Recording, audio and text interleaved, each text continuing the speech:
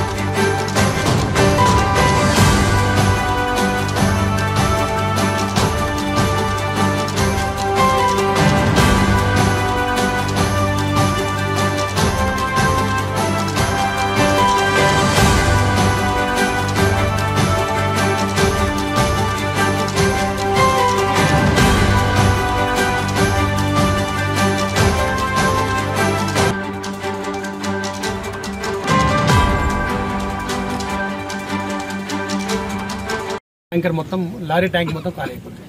Only 3 minutes motor ఉంది కదా. Already tank full ఉన్న లారీ కానీ లేకపోతే ఆల్రెడీ ఇప్పుడు మనకి హెచ్పీసీ ఉన్నాయి కదా, హెచ్పీసీలు ఇవన్నీ అవి